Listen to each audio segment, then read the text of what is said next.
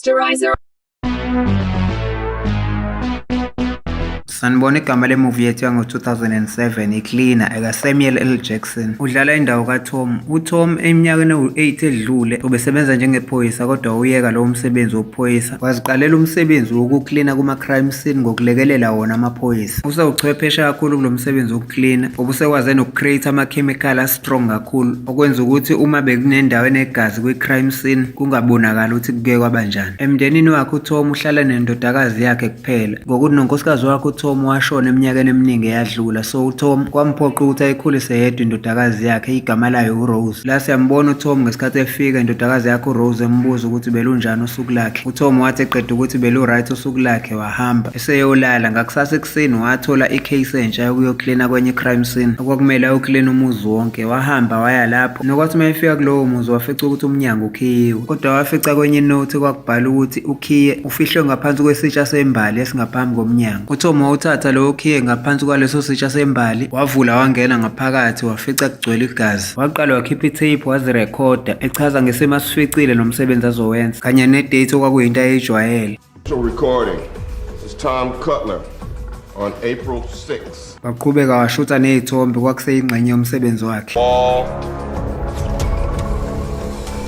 Wathi esebuqophe bonke ubufakazi kwi-tape recorder naseyithombeni waqala umsebenzi wakhe wokuklina. Emva kwesikhathi eside enza lowo msebenzi wagcina eqedile. Nokwathi uma esebuyela ekhaya uTom wafica indodakazi yakhe ipheka imtshela ukuthi ipheke ukudla okumnandi ekuthathe kwi-recipe book kamawayo. Kodwa uTom kunokulalela leyo nto wavele wahamba yongena eshaweni wageza. Eseqeda ukugeza uTom bahlala phansi noRose badla. uRose watshela ubaba wakhe ukuthi akayanga kuleli class labo namhlanje ngokuthi uthisha wabo akafundisi ngendlela. uTom wathethisa uRose wathi ungaphindi uyenze leyo nto, kumele uye esikoleni zonke iy'nsuku, ungajaji uthisha ukuthi ufundisa kanjani, kufanele umlaleli akushoyo. Kwahla wahamba wawulala uTom, wavuka ngakusasa waya emsebenzini kanti uzothi ufake isandla ephaketheni abuye nalo khiye wakulo muzi akade uklina ezolo. Wakhumbula uTom ukuthi ubesekhohle ukushiya lowo khiye, wasusa imoto yakhe lapho wahamba waya kulowo muzi. Wafica umuntu wesifazane kulowo muzi okuwumnikazi walowo muzi, igama lalo mama kwakuwu-Ann Norcutt. uTom watshela u-Ann ukuthi ukhohle ukushiya ukhiye la ezolo. u-Ann ezwa lokho wadideka wabuza kuTom ukuthi ukhiye wani lokho oluma ngawo futhi ubuwenza msebenzi muni la ekhaya. uTom wasola ukuthi ngeke khona okungahambi kahle la, washeshe wasishintsha isitori wathi kungenzeka abantu base-ofisini lakhe bamnika i-address e-wrong. Wathi ngiyasola ukuthi angithunywanga la ekhaya, ngiyaxolisa. Wavalelisa waphuma wahamba. Esefike e-ofisini lakhe uTom wazenzela olwakhe uphenya ngesikhathi esefona. Wethuka uma ethola ukuthi le case akayinikezwanga amaphoyisa njengoba kuhlale kwenzeka. Wabona ukuthi khona isigebengu esimyuzile ukuthi sikhavaraphe ngaye ubugebengu bokubulala okungaziwa amaphoyisa, lokhu kungamfaka enkingeni enkulu uTom. uTom washaya uvalo kakhulu ngesikhathi esethatha leyo evidence akade eyithatha kuleyo crime scene nalowo khiye wakuhlanganisa ndawonye kwe-envelope.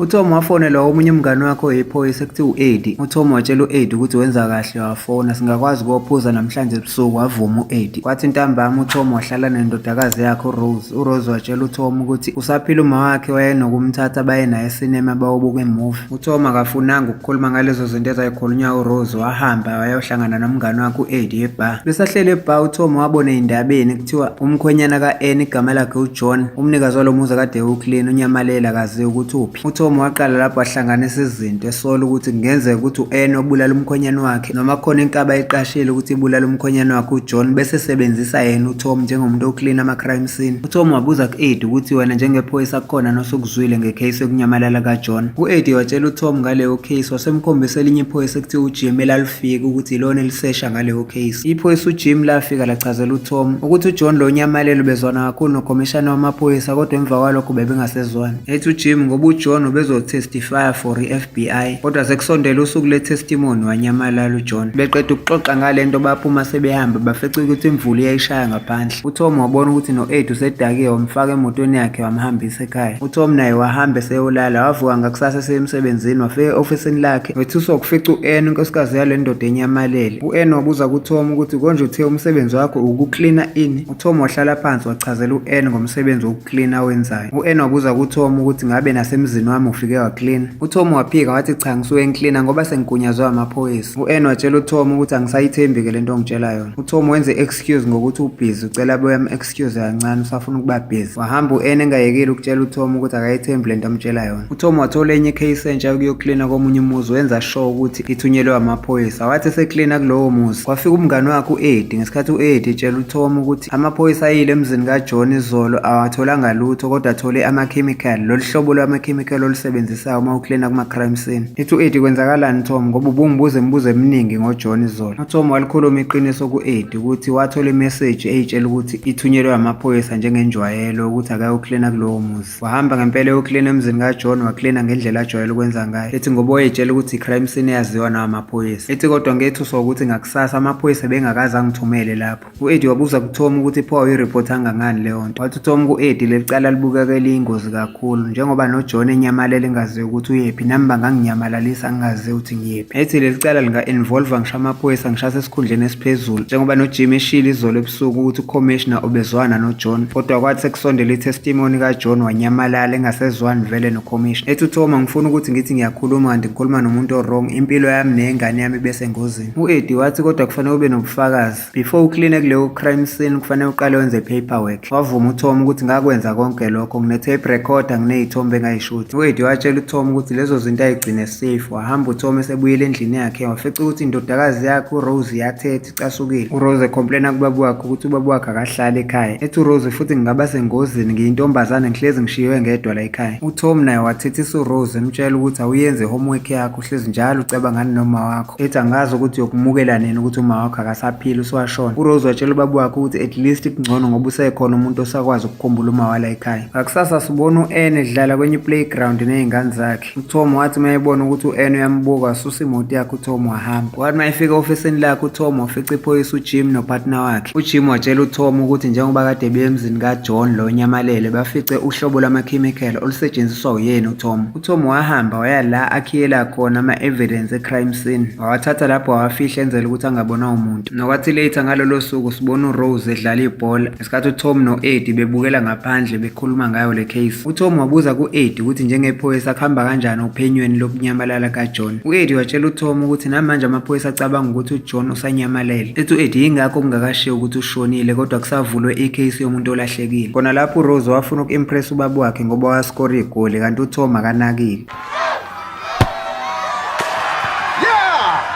uRose kwamphatha kabi ukukora igoli engamboni ubaba wakhe. wafika uRose ntambama wenza i-homework yakhe. ngesikhathi efika ubaba wakhe embuza ukuthi kuhamba kanjani nge-homework yakhe kodwa uRose waphendula ngokucasuka ebuza ubaba wakhe ukuthi konje wathi uma wabulawa ubani. uTom wehlisa umoya watshela uRose ukuthi uma wakho wabulawa uDaniel. kwathi late emva kwesikhathi uTom wayohlangana no-N kwenye indawo eyayingekho busy kwakuyindlu yesonto. uTom ebuza ku-N ukuthi ngabe uthunywa amaphoyisa, ngabe ufake i-microphone yokungirekhodi. waphika u-N wathi cha, wathi kodwa kuTom ngiyakwazi ukuthi uwena owacleana umuzi wami futhi angikwazi ukuthi uphikelani, vuma. u-N wabuza kuTom ukuthi ubani wakutshela ukuthi hambe uclean. uTom wathi kwamina ngisafisa ukumazi lowo muntu ukuthi kwakuwubani ngoba angazi ukuthi angithunywe ubani. ethi uTom masingasebenzisana silekelelana singasheshe silithole iqiniso ngicela ungitshele ukuthi wayezothini uJohn kwi-testimony yakhe ye-FBI. u-N wathi ngeke ngize ngikutshele kodwa ngingakukhombisa, woza sihambe nawe ngiyokukhombisa e-ofisini lami. bahamba bafika e-ofisini lika-N ngesikhathi u-N ekhombisa uTom elinye ibhuku. ethi u-N leli bhuku liyimfihlo kamkhonyane wakhe elinawo wonke ama-badge number amaphoyisa acorrupt yigebengu. uTom wathi sabuka ngokulandelana lawo ma-badge number wethuswa nawukubona i-badge number yakhe sayiphoyisa. uTom wasuka lapho wahamba wayotshela u-Eddie ngalelo bhuku eliyimfihlo. u-Eddie watshela uTom ukuthi kufanele alidestroy lelo bhuku alilahle noma lishise ngoba malingatholakala zonke iy'nsolo zokulahleka kukaJohn kungabhekiswa kuyena uTom. uTom wayesadidekile emva kokuzwa lokho waze wahamba wabuyela emzini ka-N. u-N watshela uTom ukuthi uyasaba ukuhlala yedwa kulo muzi, uyafisa sengathi kungaba khona la angaya khona somewhere njengoba nomkhonyane wakhe uJohn engaziwa nokuthi uphi. uTom wahambisa u-N komunye umndeni ukuthi ayomcelela ukuthi ahlale khona isikhashana. bafike badla bathi beqeda ukudla bahlala ngaphandle uTom no-N bekhuluma. u-N waxoxela uTom nayingey'ndaba zakhe zakudala ukuthi sowakwakhulelwa. ethi u-N kodwa ukukhulelwa kwakhe umkhonyane wakhe uJohn wayengafuni ngisho ukuyizwa indaba yaleyo nto ingakho azalahlekelwa yingane u-N. uTom naye waxoxela u-N usizi lakhe ukuthi bake bangenelwa isigebengu sithi sizorobha endlini. ethi uTom walwa naso leso sigebengu kanti kuzodubuleka unkosikazi wakhe esifubeni washona. ingane yakhe uRose yayina 6 years yayibona yonke leyo nto yenzeka phambi kwayo. Ethi njalo noma esikhulile saphatheke kabi ngoma wayo. U-Anne zamphatha kabi ukuzwa lezo yindaba, wathi esehamba uTom wamiswa elinye iphoyisa eliyisigebengu lingammiseli nento etheni kodwa lalimmisela ukumshaya. Is there a problem, officer?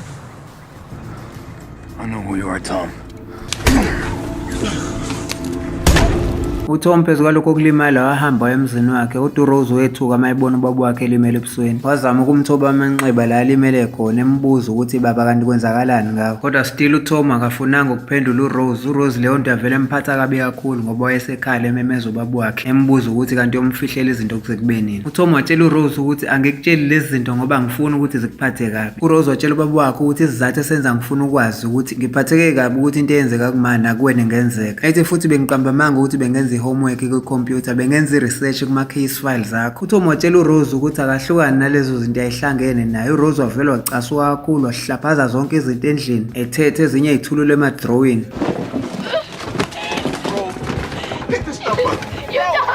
uTom wabona indodakazi yakhe ingalawuleki, wayishiya kanjalo, wareceive i-phone call efonelwa u-Anne. ethi u-Anne bambiza emakhazeni kuthiwa kazo-identify isidumbu. uTom wathi ngilinde sizohambisana nawe. bahambisana bafika lapha emakhazeni, bathola ukuthi lowo dokotela ohlonza isidumbu wayazana kakhulu noJohn. ngesikhathi udokotela esho nemfihlo ukuthi uJohn ube-sterile, ubengakwazi ukuthola abantwana. uTom wadideka kakhulu, ethuka ukuzwa lokho. uTom eyibuza ukuthi u-Anne wakhulelwa kanjani before i-miscarriage, okuchaza ukuthi u-Anne ubethandana nomunye umuntu alala naye kusithele. khona lapha emakhazeni kwafika iphoyisa uJim ngesikhathi uTom esepretending ngathi abazani. udokotela wabakhombisa isidumbu, bakonfirma ngempela ukuthi uyena uJohn lo wayeshonile, kodwa still umqondo kaTom wawusuzulazula umcabango. wasuka lapho uTom waya kumngane wakhe u-Eddie wayomtshela yonke into ukuthi useney'nsolo ey'nkulu ngo-Anne ukuthi ubenomakhwapheni baze bambulala uJohn bene-boyfriend yakhe. u-Eddie wathi mezwa lokho watshela uTom ukuthi akathathe bonke lo bufakazi asebutholile aphambise kuleli phoyisa uJim ekuyilona eli-investigate icala likaTom. ethi u-Eddie kuTom ngoba uJim mayeselivalile leli cala uzokuyeka. wathi uTom ngeke ngize ngiyenze leyo nto. ethi uTom nami ngingaba namathuba amaningi ukuthi ngibandakanyeke kuleli cala ngenxa yokuthi ngaklena ne-crime scene. bese aqhubeka nokukhuluma uTom wezwe ey'nkulumeni ka-Eddie ukuthi kungenzeka ukuthi uyena ngqo u-Eddie lo bewumakhwapheni ka-Anne. wazizwa ecasa ukwenzeka isilimo uTom wahamba esebuyela emzini ka-Anne. kwethuswa ukufica eselayisha inqwaba yempahla emotweni yakhe eselindele ukuhamba. uTom wangena esethethisa u-Anne ethi wawumbulalela nomkhonyana wakho. u-Anne watshela uTom ukuthi angikwazi ukuthi ukhuluma ngani. wathi uTom ungaphiki ngoba ngiyazi ukuthi u-Eddie boyfriend yakho. ethi uTom nina nobabili nabulala uJohn, ma ungayiphendula imibuzo yami ngizohamba straight ngemaphoyiseni. u-Anne wavela waziba uTom wafonela u-Eddie embuza ukuthi uphi ukhiye wasendlini. u-Eddie watshela u-Anne ukuthi ngiwulahlile lowo khiye. ngokuzwa lokho uTom wavela waba nesiqiniseko kakhulu ukuthi uyena ngempela u-Eddie wabulala uJohn. u-Anne ngokubona ukuthi sebebanjiwe watshela uTom ndimsabisa ngokuthi ma uke wakhuluma lento emaphoyiseni sizoboshwa sonke nawe ngoba wena umuntu owaklina le crime scene. uTom watshela u-Anne ukuthi akunandaba, watshele lokho amaphoyisa waphuma wahamba. waphuthuma ekhaya uTom ukuyothatha indodakazi yakhe uRose ukuthi ayibeke endaweni ephephile, kodwa uRose wacela ubaba wakhe ukuthi ucela ukuba sekhaya namhlanje. uTom ngokubona ukuthi isikhathi siyahamba waya kwiphoyisa uJim ekuyilona i-investigator leli cala, walichazela ngey'nsolo ey'qinile anazo ayibhekise ku-Eddie beno-Anne. u-Eddie wavela wahamba wayogqekeza emzini kaTom, wafonela uTom emtshela ukuthi akasheshe ezendlini yakhe manje, kungenjalo uzobulala ingane yakhe uRose. wethuka uTom wayesetatazela egijima emzini wakhe, wafica uRose wamtshela ukuthi akahamba ucasha kwenye indlu. yaqala lapho impi phakathi kwamadoda kade yabangane ekuqaleni. Come on, let's go. What you doing to me? Let's go. Wait. u-Eddie wazatshela uTom ukuthi angiyisoli mina ngokuthi ngabulala uJohn ngoba uJohn bekuyisilwane esingenanembeza, waphoqelela u-Anne ukuthi abulale ingane yami ngoba yena wayengenanzalo. ethi u-Eddie yebo ngiyavuma ukuthi ngambulala futhi ngasebenzisa i-cleaning service yakho ukuthi kube uwena oklina kuleyo crime scene. uTom watshela u-Eddie ukuthi ngeke uzobaleke ngoba vele amaphoyisa asendleleni ezala. u-Eddie wathi mayezwa lokho wakhipha isibhamu wakhomba uTom, kanti u-Eddie uzozwa sekukhala umsindo wamasiren amaphoyisa ngaphandle. nokwathi mayelunguze ewindini ngaphandle wabona ngempela ukuthi usezoboshwa. wancamela ukuthi before aboshwe kungcono aqala abulala uTom. ngesikhathi esethi umkhomba ngesibhamu, u-Eddie wadutshulwa inhlamvu ekhanda bengayilindele eqhamuka emva kwakhe. nesitholayo ukuthi kwakuRose wavela wathatha isibhamu sikababa wakhe wadubula ngaso u-Eddie for ukusindisa ubaba wakhe. u-Eddie wasondela enganeni yakhe eyayisaqhaqhazela wathatha isibhamu. emva kwesikhathi afika amaphoyisa ngesikhathi noTom esewunikeza uJim okuyena u-investigator le case yonke i-evidence ayekade eyigcinile. uhlangene nobufakazi bukaJohn obabuyimfihlo. uJim watshela uTom ukuthi ngiyazi ukuthi awuhlangene naleli cala, ubufakiwe nje unganakile, futhi nami ngizokwenza sure ukuthi awuveli indawo kuyona yonke le investigation. ekugcineni siyabona le ndoda yayisebenzela uTom ukuthi iyona yagcina emklinela umuzi wakhe. Siyayibeka lapha namhlanje ungaphuthelwa imuvi elandelayo izo-uploada ngekudala. Thank you for watching Storiza TV, and please don't forget to like, subscribe and hit the notification bell for more videos like this.